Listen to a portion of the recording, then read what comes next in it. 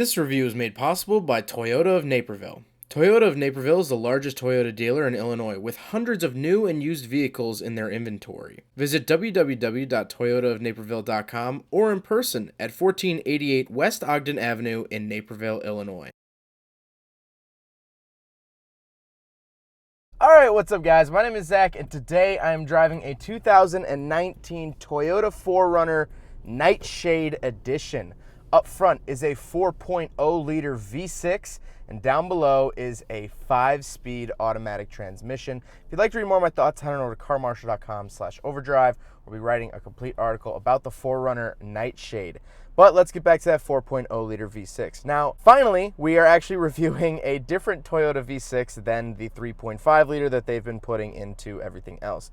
This is a 4 liter. It is larger, obviously, than the 3.5 liter. That's for more torque. This is a more off-road, more adventure-geared vehicle. And so you're going to want that extra torque when you are off-road. For power, it makes about mid to upper 200 horsepower. And that's really all you need. You're not going to be, blowing the doors off of a Lamborghini with your 4Runner. But like I said, it does have that good amount of torque. Now, like I said, paired to it is a 5-speed automatic transmission, shifted the same way every other Toyota is shifted. No real complaints here. I haven't noticed any lagginess or any sort of joltiness. It's a 5-speed transmission. You can't really ask too much more than that. And last but not least, the 4Runner is 4-wheel drive, although there is a 2-wheel drive option. This particular one, the Limited, is 4-wheel drive. So, let's talk about the interior. Well, in front of me, I have 4 actual gauges and a screen. On the left is my tachometer. On the right is my speedometer. In the middle is my coolant temperature and fuel. And then I have a screen which I can configure to say a couple things. Right now, I'm looking at my fuel range. I can look at elapsed time, speed in actual digits, which is really nice. Interesting, I can switch it to a screen that just shows my steering input, which is interesting. Now, this would be helpful for off-road if you are in the mud. If you're sunken down in the mud and you can't actually feel your wheels turning, you can actually tell on the screen then that your wheels are turned and sort of adjust based off that. But I think probably 90% of 4Runner owners will kind of breeze past this. Then we have settings, a blank screen, which is really nice. If you like cruising at night and you don't want everything yelling at you, you can just shut the screen off, which is nice. Average MPG, which I always get comments, oh, the average MPG on those brand new cars is terrible. Well, that's because it's only been driven on and off of a trailer. This car, at the time of recording, has 3 miles on it. So obviously MPGs are going to be terrible. Don't ever look at the MPG on a brand new car that I review and think that that's the overall MPG, because it's not correct. But getting back to that center screen, we have an MPG gauge, which is super helpful. And then we're back to the range. On the steering wheel, I do have a couple different buttons. On the left here, this is actually to control the center screen, the infotainment screen, which we will get to, but it has a giant mute button under that. I really like that they have a dedicated mute button, so if someone's talking, you can immediately just throw that on. Volume up and down below that, and then on the right side, you have your telephone options, voice command, and the DISP.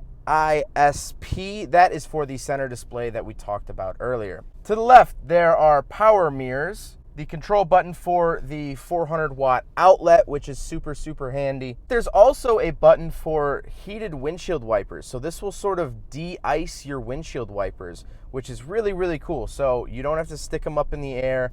You can hit that button and it'll de-ice them. And then we come over to the door. Now on the door, there are memory seats. They are power seats, but we'll get to that. Memory seats on the door, as well as all of the buttons for the windows are up top here. Now what's interesting about that is that Toyota actually just put all auto right below it. So all of the windows are 1 touch down, 1 touch back up. So instead of putting that on every single switch, which you would have to print the word auto 4 times, they only have to really print it once. I actually think that that's kind of smart.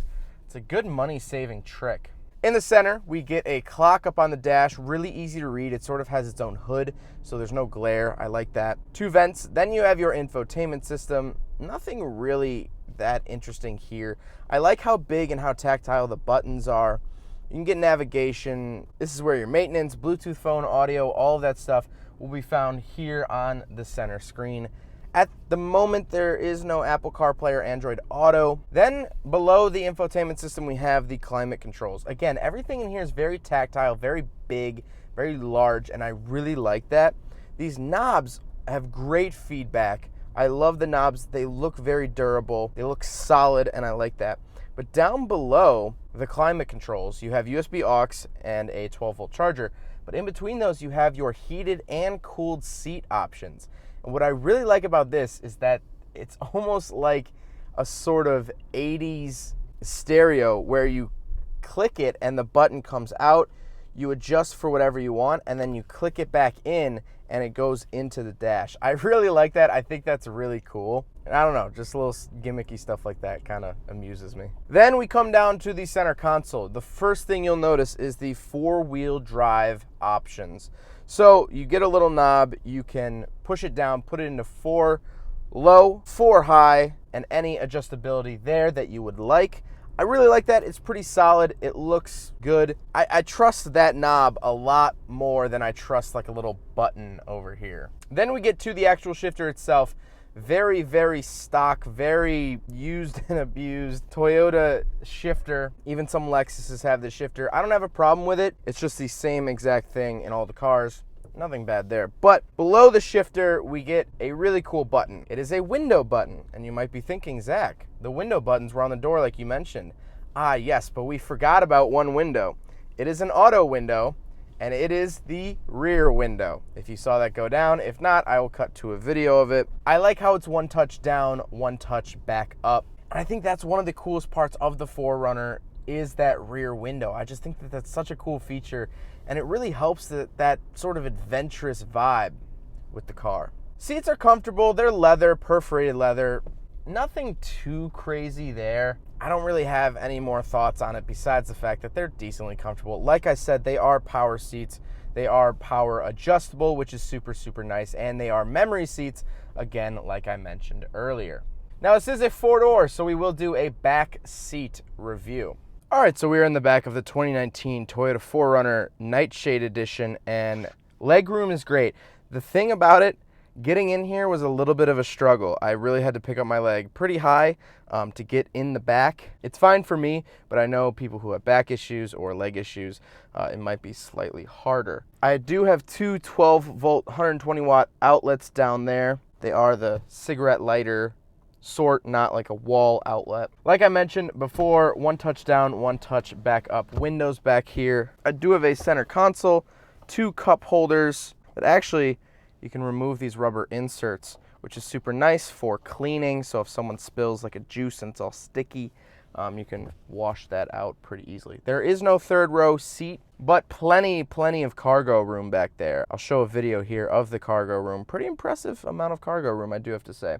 But back to the back seat, same perforated leather that you get up front. No heated seats that I can see. And that's it. Really basic back seats, but decently comfortable. Now we have to talk about looks with the 4Runner, which this car has a extra package added onto it. So the Nightshade package is essentially an appearance package. It blacks out all of the trim, grille, gives you black wheels, and you don't have to get it in black. Now this is a black on black car, but you don't have to get it. You can actually get it in white with all the black trim, or you can get it in a dark blue with the Nightshade package. Now the Nightshade package is an extra $1,700, $1,700, but I think it looks good. I think it makes the 4Runner look a lot more aggressive. And so if you plan on modifying your 4Runner, you could go either way. But if you just want something that looks great from the factory, where you don't have to add anything to it, this is a great package to pick up. So the thing that really sort of, I want to say speaks to me about this car, but I don't want to sound like someone who's like, oh, the walls are speaking to me. No, but something that is very, very obvious with this car, and I'm sorry I keep calling it a car. I know it's an SUV. People are probably going to get mad about that, but it's a vehicle, whatever. The thing that speaks out most to me about this SUV is just how rugged and how adventure-driven it is. And there's a couple different reasons for that. First of all, you sit in a very upright position. You are a lot higher than everyone else, so obviously your first assumption is going to be that, you know, you can go off-road. But there's more to it than that. The off-road settings are very easy to use, and they're very obvious. They're very clearly right here. I think also the fact that all of the buttons are very easy to push. There's no touch pads. Although the center screen is touch screen, everything else is very big tactile buttons. The knobs are tactile and they have grips on them. So if you have a little bit of mud on your hands, you can easily grip the air conditioning knobs. In the back, it has outlets, so you can plug in an inflatable bed inflator, or you can plug in some lights, or you can plug in different things, different tools that you might need either while you're out camping or otherwise. This truck just is very, very sporty. This SUV, whatever you want to call this. It honestly drives like a truck. I think that's why I'm sort of hesitant, because I hate it when people call SUVs trucks. But really, this is sort of a truck. It's sort of not a truck. I don't know what you want to call it, but whatever it is, it does sort of drive like the Tacoma. It has a stiffer ride like the Tacoma.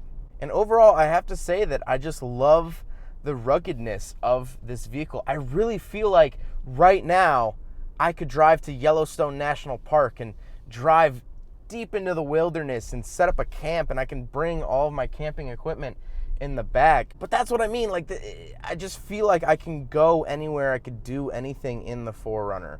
And I really like that. I can't say that about a Honda Civic.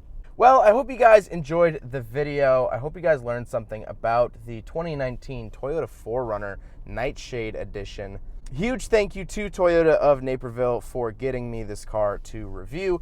I really do like the Nightshade. I think it's a great option. They have a ton of these on their lot, so their information is up on the screen. Definitely go check them out if you're looking for a 4Runner or any other Toyota. They have it all. They really do. So thank you again to Toyota of Naperville. Again, their information's on the screen. But hope you guys enjoyed it. Don't forget to rate the video, comment on the video, and subscribe if you really liked it. Take care, guys. There goes a sight from my soul.